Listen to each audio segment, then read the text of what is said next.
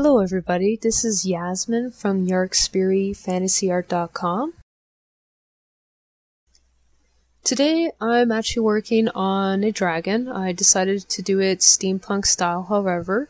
I did do a previous conceptual dragon illustration in my old YouTube channel. However, for some reason I'm unable to retrieve some of the files.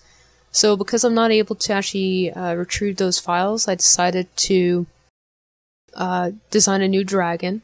I haven't drawn a dragon for quite a while, so it was going to be something new. And I had to do a lot of research for this. I actually did, quite a while ago, subscribe to Lee Valley for their mailing because they send me some really good reference material, especially for the steampunk style, because a lot of their stuff has a lot of gears, interesting designs, and I'm able to transfer those to my drawings by looking at them. So that's one of the main resources that I used as reference material for this piece. Another thing I had to look at was I had to actually look at some animal anatomy. So I did base the majority or elements of this this creature design off actual lions and tigers, and especially when it came to the legs, I did base it off mostly those animals instead of some of the other animals that I used in the previous dragon drawing. So that was another type of reference that I used for this drawing. I did have a third reference, and for that I actually went to DeviantArt and I looked at steampunk drawings because this is a specific style I'm trying to imitate, and I wanted to improve this style because I have drawn a couple of previous illustrations that were very loosely based off this style. However, I wasn't very happy with the actual structure and design, so I had to do additional research in order to find out what worked, what didn't work. So by doing this, I ended up with a much tighter drawing in the end. It was also much more appealing. Now, as you noticed, I went through a couple of different initial designs. Although the first design was actually pretty intriguing, I did not like the angle, and I didn't find that the pose was as dynamic as I was hoping for. So for this reason, I did change it to the current pose that you currently see. Now you also notice too that when I was actually drawing out the initial design for the character, I did draw it as if it was an actual animal. At this stage, I actually wasn't sure how much of the animal was going to show, if at all. I did decide in the end that I wanted to be purely steampunk robot influenced dragon design, so it would be purely mechanical in nature, but the general structure had to still be maintained so that it still looked like an actual dragon. So by roughing out an actual dragon design and then just working from that drawing, it made it a lot easier for me to come up with a design that actually worked for this creature design.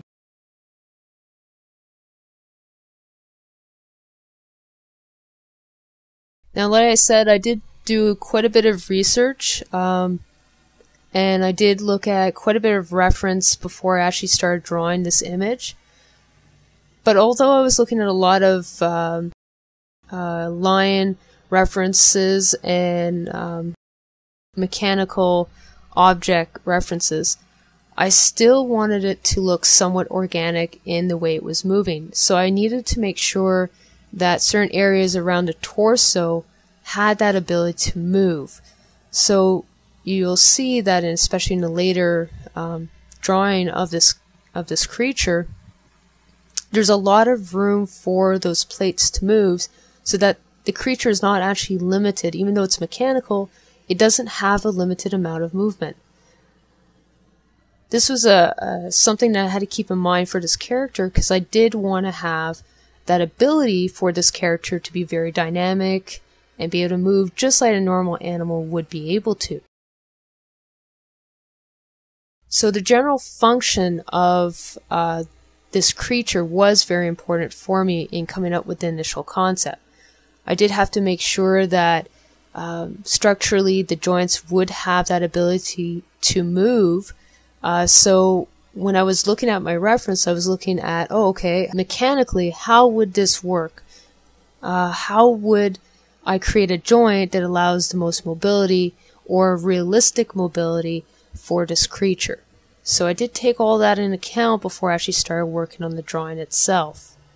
Once I had that, and I had a general idea of what I was going to do for the different joints, then I was actually able to do a more detailed sketch than what you normally see me do. In this case, because it was so mechanical, I do find it necessary to do a more detailed sketch than what you would have seen me previously do in my more organic characters. The reason for this is that there's a lot of perspective involved, and I have to keep all of that and take all of that into account when I'm actually drawing this creature. So because it is a mechanical object, I do find it's more time consuming than an organic character or a creature. And I do find that normally the case as well for background designs. If I'm doing a cityscape versus a landscape, landscapes require a lot less time for me personally to draw, simply because there isn't as much perspective, or you can fudge the perspective a lot easier. Whereas if you do have, you are drawing skyscrapers, you need to be aware of how the perspective is affecting the shapes of the buildings at all times. And although this character is not a building, I'm treating it very much like a building itself. So I'm taking into account the angles and the perspective that the creature is actually in when I'm doing this drawing, because those surfaces need to read as three-dimensional surfaces, and they will have hard edges. Although the majority of them are curved, there is going to still be hard edges, and those hard edges have to line up properly on that grid. So these are all very important factors to take into consideration, especially for anything that's inorganic. If I'm drawing something organic, you can fudge a lot of more than if it is more mechanical subject matter. Now, as you see me do before, I started off in grayscale. Now, what I was trying to actually work on in this piece is I was trying not to add too much detail, especially in the areas that are further back on the character. This is something I've been struggling a lot with, so I did want to improve my technique on this character for that. So it was something that I was trying to focus on. So general areas that are closer to the viewer, I was really trying to solidify those objects and make sure that the perspective read really well for those areas. But then areas like the back leg and the second arm, those are a little bit further back, so I'm not concentrating as much on those areas. Also in the shadows, you don't normally see as much detail as you do in the light areas. So for this reason, my shadow areas have a lot less detail than in my light areas.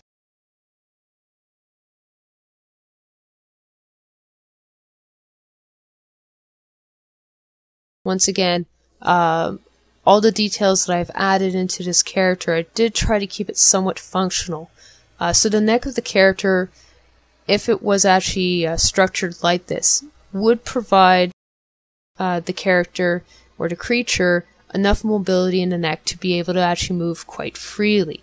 It would still be restricted, but not as much as if it just had a single pivot point. Now, because I did want the character to have enough mobility, I did have to take different joints and different mechanical objects as reference. So what I discovered in my research was that there's specific joints or structural ways of constructing something that's mechanical that gives you a certain amount of realistic mobility. So once I discovered what those were, it became a lot easier in actually creating joints that were plausible. They weren't 100% accurate. They never will be because I'm not an actual engineer. but they are plausible at least. And that is something to keep in mind. You want, especially for any character or creature, you want certain portions to actually be plausible. It has to be based off something that already exists. If it's not based off something that already exists, then it becomes less believable and people don't immediately recognize what it is. And that's a very important thing when you're coming up with a design.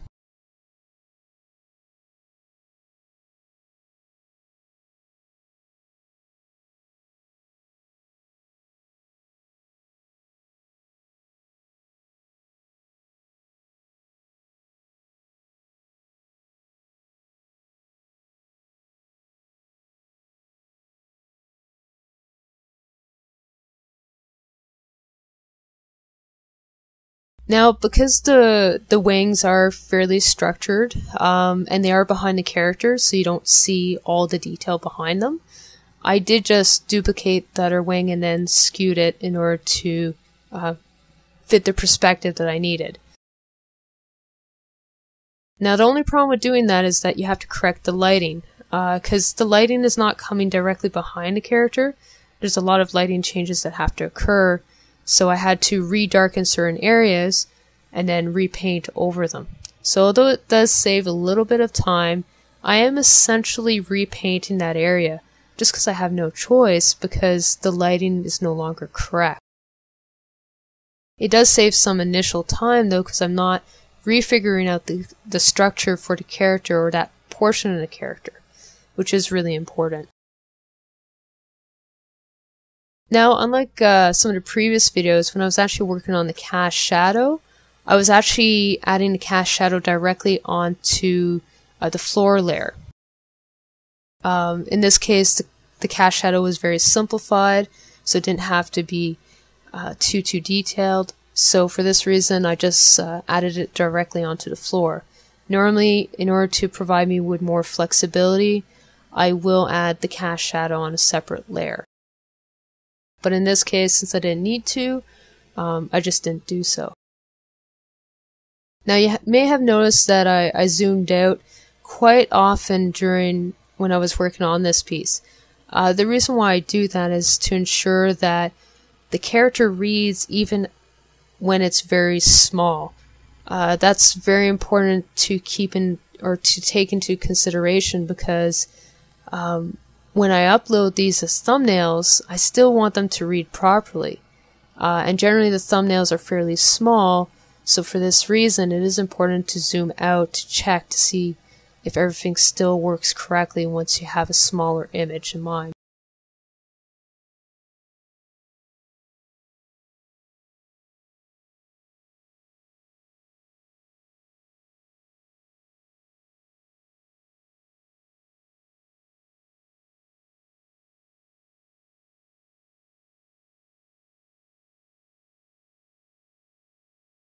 So this drawing is nearing an end.